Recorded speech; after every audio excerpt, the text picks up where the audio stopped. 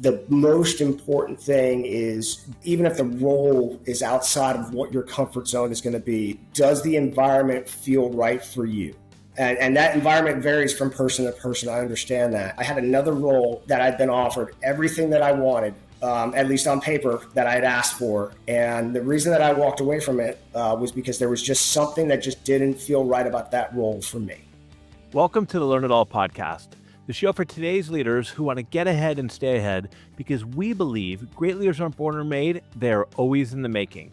I'm your host, Damon Lemby, 3-time best-selling author and CEO of Learn It, a live learning platform that has helped upskill over 2 million people. Clarence is the president of defense markets for PingWind. PingWind is a DC-based company that provides IT services and mission support services to defense and federal agencies. Prior to his professional career, Clarence spent 11 years in the infantry and then later on special forces in the Army. He's one of those guys I could talk to for hours about leadership, and today we're going to explore several different things. We're going to talk about how to evolve from a doer to a resource-driven leader, what to do when your top performers clash with your company values. He's going to walk us through the playbook that he's used to unify two cultures after a merger.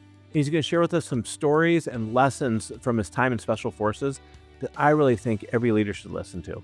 So Clarence, you've helped anchor your company's culture on Michelangelo's famous quote, "And yet I'm still learning." Why are those words so important to you? Well, they're important to me, and they're also important to the organization. You know, working closely with our founder, Aaron Moak, when we went through an acquisition about 3 years when we purchased another company, we essentially doubled our employee population overnight. And as we grew together over the course of the year, it became very apparent that we needed something that was binding, easy to understand, and opened the door in multiple different ways for us. And I think a couple of things about the Encore Empower, or yet I'm always learning, that are very important to me is, one, conveying a level of openness, a level of engagement with our employees to get that kind of honest, candid feedback that helps us grow and mature as an organization. Another thing that's very important to me is from a business development kind of perspective. A lot of what we do, in this industry is outreach and looking for opportunities for growth. Is considering other opportunities that may be, either just outside or very outside of our current service offering. And we do that because of opportunities that it's our colleagues and friends have brought to us, or the way that the landscape has evolved, and, being open-minded and having that ability to learn something new organizationally has opened us up for other opportunities which we were recently awarded. So I think from those two, I think from those two nodes, it's extremely important, and that has a lot of meaning for me personally. Well, give me an example. I'm putting you on the spot right away of how you've lived those words personally. Sure. I think one of the first things, to go back to what we were talking about earlier in terms of like growing and scaling as an organization, it's come to a point where I don't know everybody in our organization anymore. Don't know everybody personally.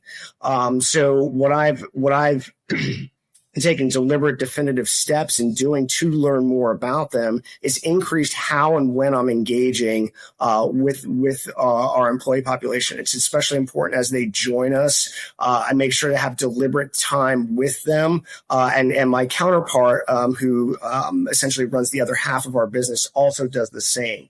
And it's important that they learn a little bit about us. We give, but I think that even more important is we receive and we understand where people are coming from in more of a human sense, and what's important to them outside of work. And also gives us an opportunity to really lay the framework for that foundational statement of Encore Empower within our organization.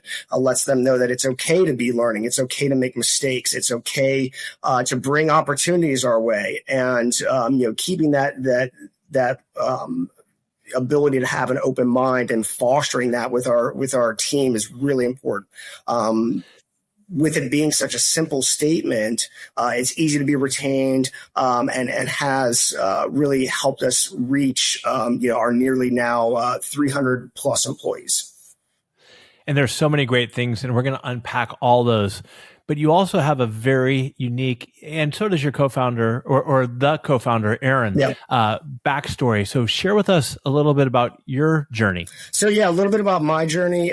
So I started out as an Army officer, first coming into the Army back in 2003. Started out in the infantry, and then after several years in a deployment, tried out for Special Forces and was selected and served as a Special Forces team leader, and then later an executive and operations officer for about 11 years. And our founder and CEO, Aaron Moak, a friend of mine, we served together back in the infantry. He had similar experiences, but he transitioned in his career a little bit earlier, went over to ExxonMobil, and kind of learned the ins and outs of corporate America, and still applied some of those really great skills that you learn in the military. But then realized that he could also establish his own vision and business, and has done so with PingWind, and asked me to join this organization just about 3 years ago. So, what was it like going from infantry to Special Forces? I liken it to going from a bachelor's degree to a master's degree, or even a PhD. The expectation of a Special Forces soldier, because of all the types of missions that you're going to be going on, differs vastly from what an infantry officer, infantry soldier is expected to do. Things like counterterrorism, things like unconventional warfare, foreign internal defense, and special reconnaissance. Those are all hallmarks of the Special Forces mission.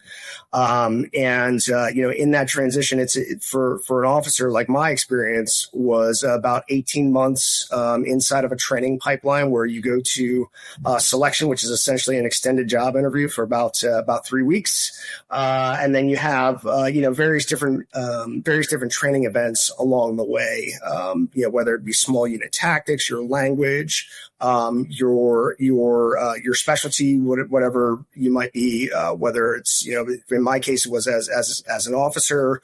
So a lot of extensive, very intensive planning courses, or an engineer, weapons, medic, or communications, and then your language training. So, you're expected to pass certain different language assessments. So you're really getting a whole of government, a whole of military experience in that training, and you're expected to apply that, as you go out and to join the regiment. What I love about that is, I love the analogy of like a business degree to a master's and the accelerated learning that must take place. Mm-hmm. So how was that? How were you able to do that accelerated learning and then carry that with you into where you're at now in the business world? Well, I think the accelerated learning not only came from the instruction inside, which was great, but a lot of that is also experiential. You're having, in my experience with being a Green Beret and being in Special Forces, you're having to not only do your job, but also really, figure out how you're going to live in these austere locations. So you're making contacts on the local market. You're figuring out how you're going to get your fuel into your base location. You're figuring out like what your food is going to look like. You're figuring out who you can trust to work with you and support you, whether it be just the base services, the foreign partners that we're chartered to train. So a lot of that was very experiential learning, understanding where people are coming from, trying to increase your awareness, your empathy with them, so that we can accomplish objectives together. That was extremely helpful. in transitioning into the business world. But it's not necessarily like a one for one. Like you have to continue to learn. So to go back to what we started with, and always be learning, looking at business books, and it sounds kind of run of the mill, but how to meet for, or how to make friends and influence people. So books like that, taking those types of books and applying your lessons learned so that you can essentially speak the language of the business world is extremely important. And it's not something that everyone fully transitions into coming out of the military. It's a hard leap. And I'd like to think I'm okay at it. Well, I think you're better than okay at it. So for our listeners who need to, let's say, take a step towards increasing or bettering their awareness or becoming a better problem solver, I mean, you're like the ultimate at this from what you've had to go through when it comes to special forces, you and Aaron. What is one practical tip or piece of advice they can start working on or implementing after listening to this? Empathy and active listening, I think, is a huge thing. Knowing where the people that you engage with on a day-to-day basis, and you can apply this regardless of what your profession is, knowing where they are coming from and setting the conditions as much as you can, with that understanding for it to be a win-win. The business that I'm in is quite difficult. It's not fun a lot of times. But the thing that helps, individuals, myself included, it helps us succeed is understanding where, what's important to those with whom you engage, and how you can set conditions, for that person or group of people, to feel and earn success, as they see it, as well as you. So when you got that call from Aaron and he said, "Hey, look, I'm buying another company. I would love to have you come and join us." Was there one specific thing that, with your experience working with Aaron, that really excited you? And also, did you also feel like maybe that this was stretching yourself beyond what you're capable of? Yeah. To the latter, absolutely. This was a big leap, from where I was previously, and one that I was very, very excited about. For me, and just to kind of do a brief history, when I transitioned from the military, I had a number of different careers and professions. There was one company in particular before PingWind, where I'd been at for, a consolidated time of 7 years. I was a Boomerang employee. I enjoyed my time immensely, when I was there, but, over time, it felt like I'd kind of, I still wanted to progress, where I was in my career. And it felt like I had maybe outgrown that role, for me personally. And, I was looking at a bunch of different opportunities, at that time when Aaron reached out to me, and, it absolutely terrified me, to be coming into, becoming into, that organization, or the organization. But it also was incredibly thrilling. I think one of the biggest things that I noticed, and again, to go back to the always be learning, and that, the importance that it has to me in terms of open communication with employees. I went very immediately from being the guy who set up the meetings, who was the presenter, who took my boss around to show it. I went from being that guy to now all of a sudden there are people doing that for me. And that was a very, very weird transition for me, to have that happen so quickly, but it made me very aware that, that it's the importance of being in this type of a position, in this leadership role, the importance of open communication, the importance of being vulnerable and understanding that, that you're learning as well, to ease that communication, to get better, open and candid, communications between the employees and the leadership team. It sounds like you kind of went from being maybe in a manager role to a leader role. I mean, they're two very specific and different things. What is one piece of advice that you have for our listeners out there who have, let's say, an opportunity that they really want to go for, but it's going to stretch them and they're terrified like you were, for them to stick their neck out there and get out of their comfort zone? Take the leap. If it, that would be go for it. There are, you have to weigh a lot of things. But I think, the most important thing is, even if the role is outside of what your comfort zone is going to be, does the environment feel right for you? And that environment varies from person to person. I understand that. But does the environment feel right for you? Nearly at the same time, when I was coming into this role, I had another role that I'd been offered. Everything that I wanted, at least on paper, that I had asked for, was put in front of me. And I ultimately walked away from it. And the reason that I walked away from it was because there was just something that just didn't feel right about that role for me. And it wasn't anything about the duties in the position. It just, there was just something about the environment that just didn't feel like the right fit. So even my long-winded advice would be, even if you feel like you're being stretched in the role, if you feel like you're going to be in an environment where you can grow into that role and you feel that that environment works for you, go for it. And I think it is important, like you said, you got to sometimes trust your intuition, your gut, because I've been there too, maybe not going from one company to the next, but when it comes to either acquiring companies or bringing on a C-level executive, if there's something that maybe just doesn't sit right in your mind, no matter how good it looks on paper, it might be better off to pass it off. Now, sticking with the chaos for a second, not only did you join this new role, but it was also, if my understanding is correctly, right during the middle of a merger. Yes. Yeah. So I have kind of a unique position in the company because of that.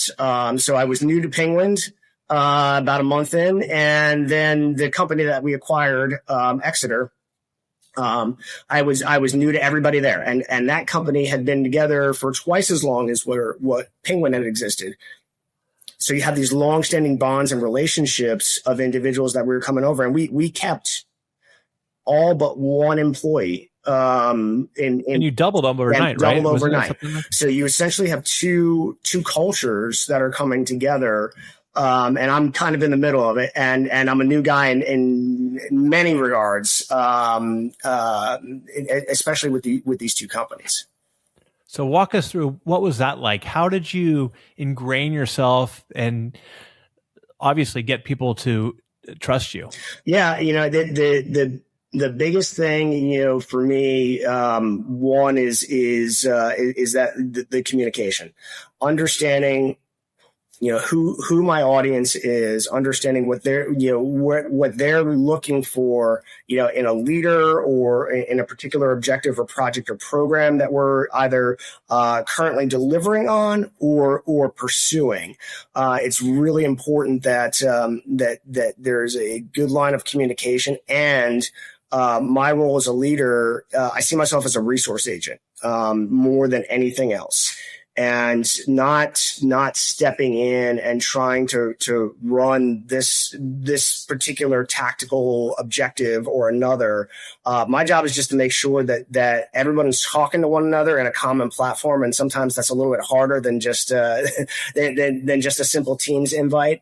You've got we have people from our company all over the country in different countries, different time zones, different objectives, and a lot. We're a small business, so there's a lot of competing objectives. So making sure that we're coordinating those resources properly, coordinating those meeting times, and making sure that those meetings are actually meaningful for the individuals has been, I call it a work in progress. We have learned, and we continue to learn, as an organization as we grow. And so you have different cultures, different companies coming together, different, worldly cultures, let's say, plus multiple generations, and scaling and growth is not always easy. What have some of the biggest pain points or hardest things to overcome in that scaling process? So there's a couple. I think change management is probably the biggest thing of it all. Whether it's an internal change, and we all know and we all have seen and felt it, or an external change in administration and the administration's the presidential administration's take on government contracting and acquisition and what industry support should be. That creates a tremendous amount of uncertainty, and it's change, and it's how is that that change implemented, and we experience that at a macro level, like what I was just talking about, as well as at an internal and organizational level, because we've had to change processes and we don't always get it right. What we work to do is to gradually implement things so that everyone's on board. We have that buy-in, and it comes out of that collective understanding of like, okay, how do I meet these strategic elements, these strategic assets for our company where they're at, because I know what they do is good, but we can do it better if we're all working together as a team. Can you share a story of, like you said, mistakes happen. You're not going to get things right all the time. Can you share a story of a mistake you made, how you address it with the team, and then maybe work to correct it? Sure. We had a point last year on one of our programs where we were really being challenged by a significant staffing gap. So what that means in government contracting, one is, I think most importantly out of all is that we're not delivering on things that, we're contractually obligated to deliver on. Secondly, that also means that we're not necessarily able to bill, and that, obviously impacts our bottom line. I think, the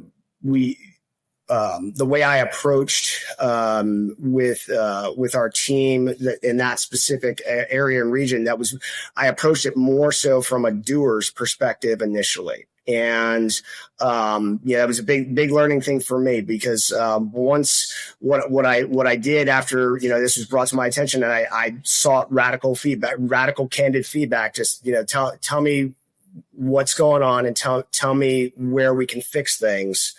And sometimes that thing is you, and you've got to look at that honestly, take that feedback, put some, don't overvalue it, but don't undervalue it either. The thing that I did, was learning to let go and providing, and being more in that leader role and that resource agent role versus that doer role.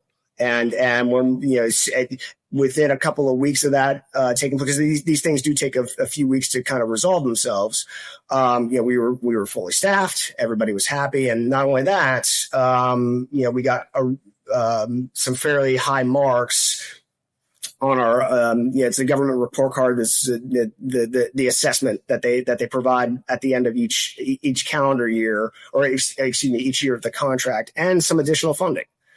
So we got more money to do additional work on the contract. And that was very much attributed to, that management team that's down there, and us, just providing some additional resources and empowering them to be successful. And empowering is a big thing. And what it sounds like, and I found myself doing the same thing too, is you think what's best is you jump in, maybe even play the hero, and you try to go and do the work, when at the end of the day, you should be empowering or handing that off to somebody else who maybe has a stronger or different skill set that can make things done better. So what type of advice do you have for the leader of a team who maybe still struggles with that handoff and likes to jump in and be the hero instead of what I like to call the hero maker? Yeah.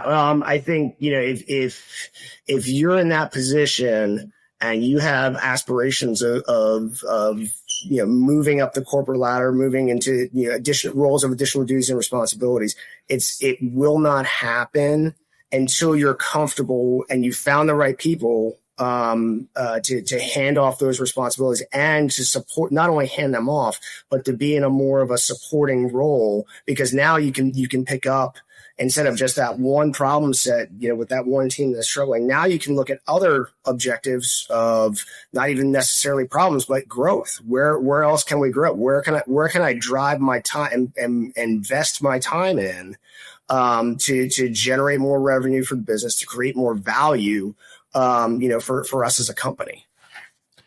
I want to get into the culture because you guys have won several awards and everything like that. But give us just a elevator pitch on PingWorld in general. Yeah, so PingWind from our PingWind. Yeah, no, it's all good. From our culture document, we value exceptional delivery for our customers above all. What that comes out of, what that's born out of, are empowering our employees, an entrepreneurial mindset, and joy and contentment at work. Those are all very important things to us, and it's all very much employee-centric. When we have team members come up and they have maybe other opportunities that they're pursuing, we work to set the conditions to keep and retain our employees here with us. Contracts end, and we've been successful in having such a diverse portfolio. We've been successful in moving folks around and retaining individuals, especially those that provide a significant amount of value and that are also interested in staying here with us. I think it's a testament to us. We have a contract that's going to be ending here in the next couple of weeks, and we sent a survey out to our employee population, and nearly 70% of the employees that are on there, because we gave a couple options, like, do you want to stay here and continue doing the work, and it's kind of contractor and material? Do you want to help? Do you want help looking for another position, or do you want to try and stay here with us? And 70% of those folks said we want to stay here with you. And then the other percentage, they've been working on that specific contract for so many years that they truly love what it is that they do. And we want to help them in both of those scenarios. Foundationally, our culture is employee-centric. And you have this culture doc that you and I spoke about last time, and listeners might be out there saying, "Oh, fantastic! They got a PDF that sits on their SharePoint." What I remember that you said was unique. I believe that there's 6 core values, and correct me if I'm wrong, but wasn't there a collaboration and engagement with the employees to help develop those core values? Yes. So as we were developing that, and again, when we started looking at that growth at the point of the acquisition, and then over the course of the next couple of months, nearly doubling in size, it became it certainly increased the difficulty. Increased the difficulty for us to reach out to every employee.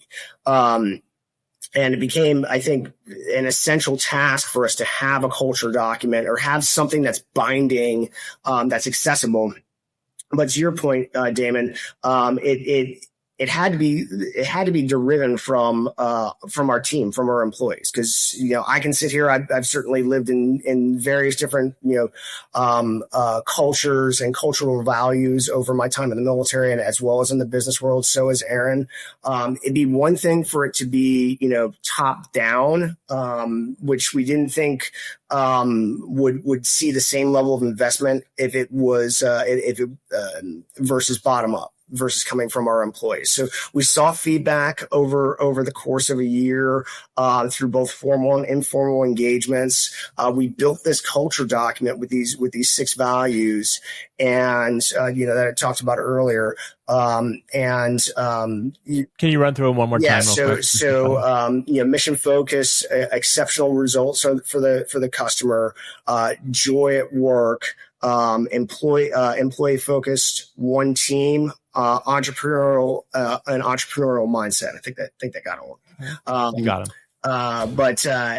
That being said, looking at those 6 core values, you're right. It's one thing to have on a PDF on your portal or accessible or talked about once during the employee's initial intake.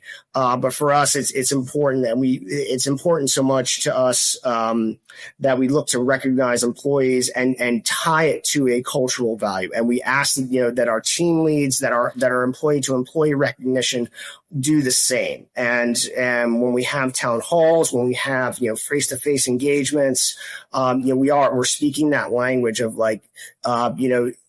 so-and-so really did great with this entrepreneurial mindset by bringing this opportunity or finding an opportunity to grow their own contract. And now we've added five more team members, because of their work and their support. We also want to be able to recognize people for doing that. And it's more than just, verbal recognition. We've tied, financial, educational, other incentives to living those values, because we do put such a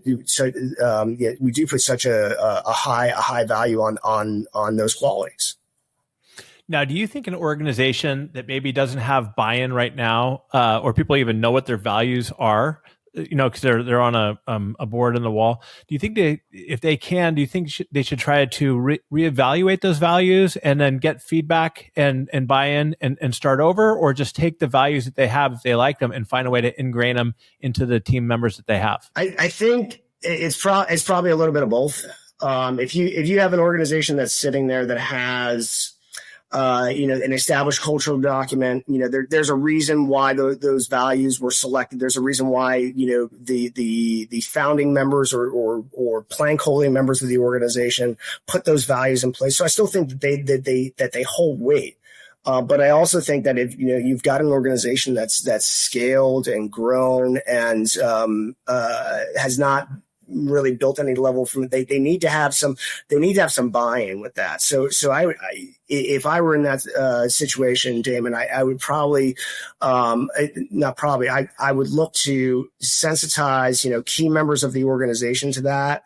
When I say key members, it doesn't necessarily mean it's the C-suite folks. It may be the sysadmin that we cannot lose on this particular contract. It may be my office manager, who without our office shuts down. And those types of people, or those types of roles that people support are extremely important to an organization. So, picking, the ones that are in those types of key or stakeholding type roles in the company, and then sensitizing them to what your values are, getting some feedback, and then maybe adjusting things. And then once you've done that and collected the feedback from those that you selected inside the organization, the one that you feel best represent your organization, then rolling that out and doing it in such a way that it isn't just done at a town hall.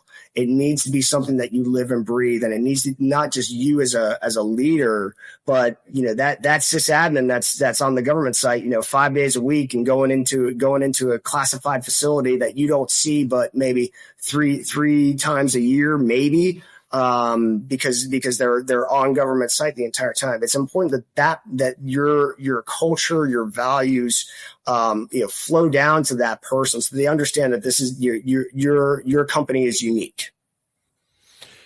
One thing you said in there, well, you said a lot of things in there that are really important, but one is when it comes to getting in feedback or extracting feedback, it's not always to just take senior level executives, people with the highest titles, but it's people throughout the organization, because we all know that frontline workers, those sysadmins you're talking about, they're integral to the success of your company. And so being able to listen to what they have to say and inviting them into the conversation is critical. It also helps broaden the perspectives, right? So you're not just getting a bunch of yes people, but you do have to, I believe, you get it from ground up, but the leadership has to model that behavior. 100%.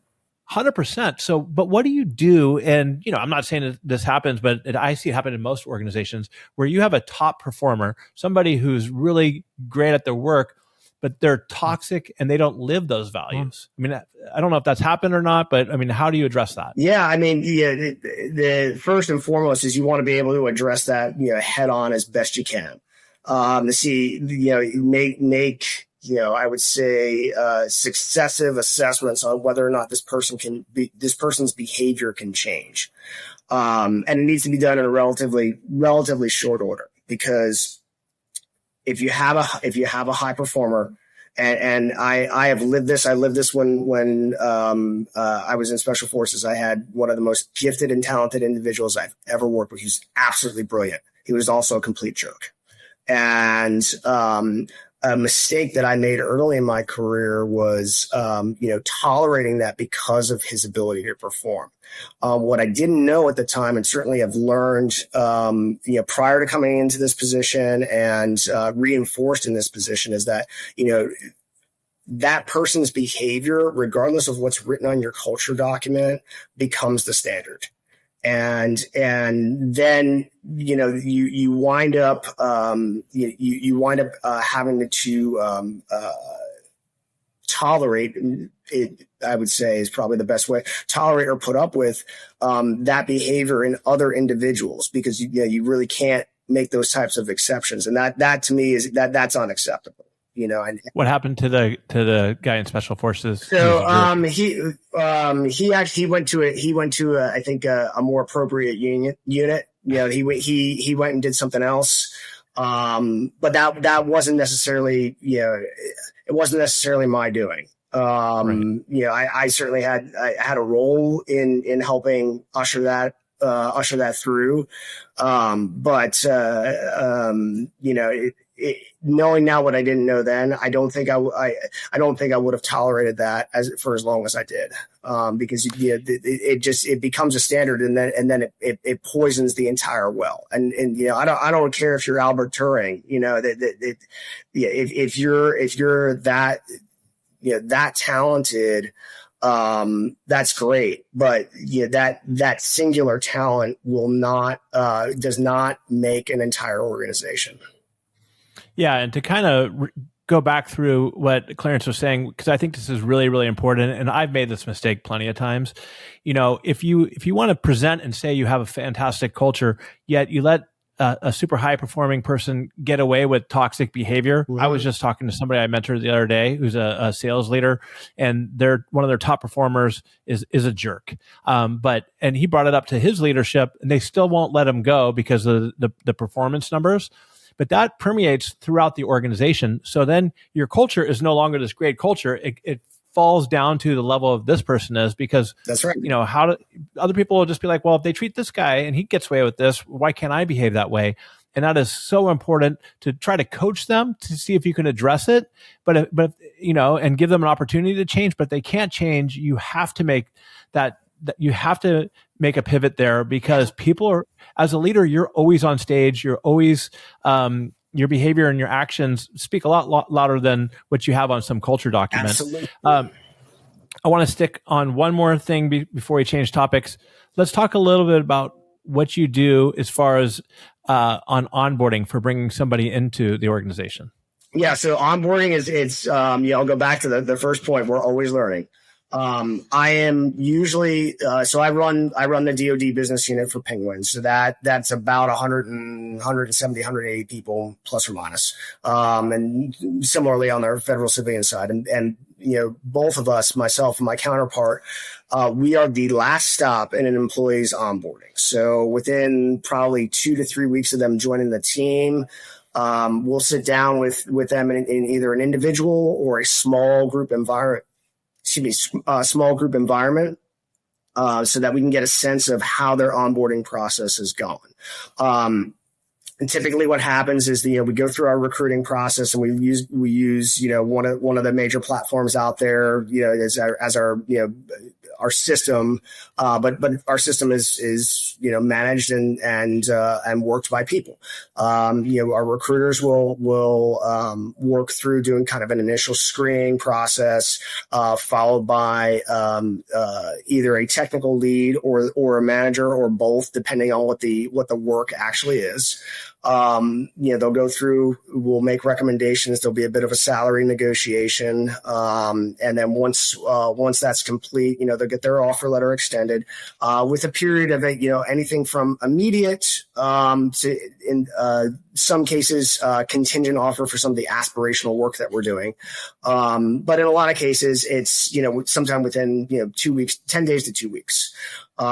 Once that happens, at every collective gathering that we have, whether it's a weekly meeting for operations and delivery, a weekly recruiting meeting, our weekly principal meeting, there's multiple times throughout a given calendar week that our HR or our VP of HR or our senior director of recruiting is briefing, hey, here's who's joining the team this week.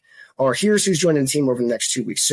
So leadership is aware, as our managers are aware that folks are coming to their team. Those managers are working with both recruiting and our HR to bring folks on and to go through. We have an established checklist that we've built over the last year and a half that we're still tweaking through, and then all the respective stakeholders that are going to be involved in that individual's onboarding, whether it's folks checking their clearance, our accounting folks, our cost point people, and at the end of it, Damon, myself or my counterpart, we're the last people that person sees.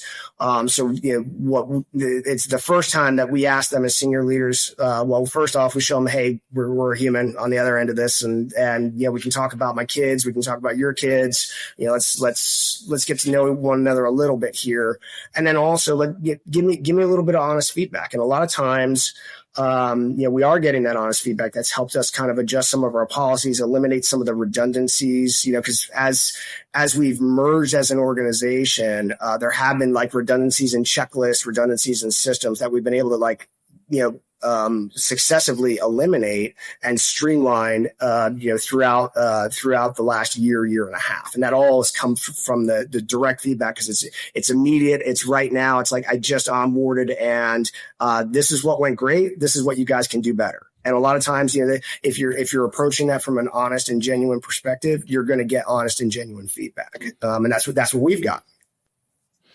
Now, well, I have one more question before I want to pivot to my last section here is, how do you break down that barrier where you bring, I don't care, an employee at any level, you're the president. Mm-hmm. So how do you break down that barrier where they feel comfortable enough to to give you direct feedback like that? So initially it's relatively easy, because I'm just Clarence when they're coming on, I got the title on there, but usually Clarence is all they see. So I can introduce myself as that, and I do. And then, for me, I look to build like other familiarity. And again, the whole one of the biggest points of having that call is like, hey, there's another human on the other end of this. I've been in the industry for a little bit. I am, a recently former doer. So I do have some semblance of an understanding of like what it is that you go through in your day to day. I try to draw some lines where, you can drop some of the barriers, to engagement. And then, at multiple iterations during that conversation, just conveying the open door policy that I have. And some people have used that right away and say, hey, can I call you quickly right after this? And most of the times it's like, hey, you mentioned that you could introduce me. Like, I'm really into this type of software development. We have another program that has developers on this. Why don't I just let me just intro you guys? I don't know if there's anything there, but maybe you can have a conversation about something that you're into professionally it's not necessarily in your job description, but it's a cool conversation to have. So being able to kind of foster those relationships would be the first thing. And foster those relationships and maybe just remain curious and help people, connect them, and then they'll gain more trust for you. I want to pivot because we have to end up pretty soon. But one thing that you said to me in our first conversation that really stuck with me, you're now able to be the leader you always wanted to be. So what is that leader, and what do you think the world should expect from other business leaders or world leaders along the same lines of what we're talking about here? Well, somebody who's curious. I think you said it right in that last segment, Damon.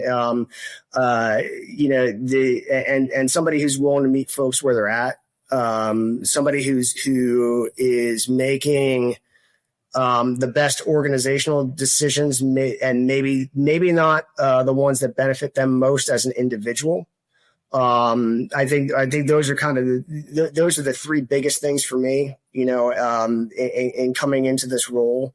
On terms of a world scale, and what I think we as business leaders can do better is meeting people where they're at. And fostering better communication, because it seems as though as technology has continued to evolve, there are multiple means of communication, and it's understanding the technology so that it works for you and not the other way around. And it's also understanding where you're meeting individuals based on their preferences. It's about fostering, an attitude of team versus individual, but still recognizing individual performance and understanding that those individuals at the front line, they're the most important thing to the business. And that's when we drop things and we reorient priorities. If there's some sort of an emergency, it's about demonstrating leading and demonstrating by example, showing the standard. Something for me that I don't talk about all that often. We have a PTO donation pool because PTO is weird and it's hard.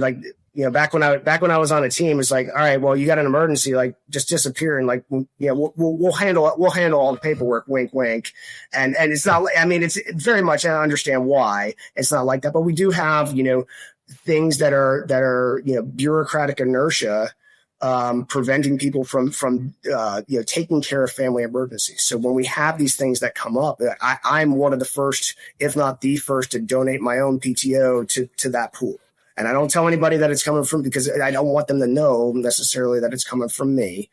But what I do want, our other staff, because our HR knows that I do it, because they're the ones that actually do it. But I want them to know that I value that, and I want that level of value to be enshrined by our other leaders, because I think it creates a better environment.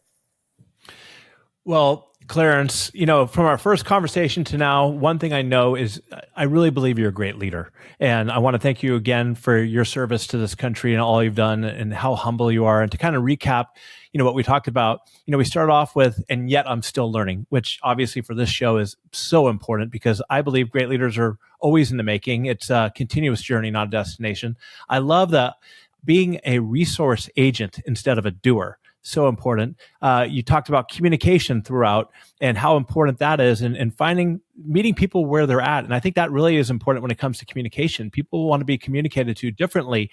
And everything we talked about has been so great, from your culture document and how it's been implemented. So this has been a wonderful conversation.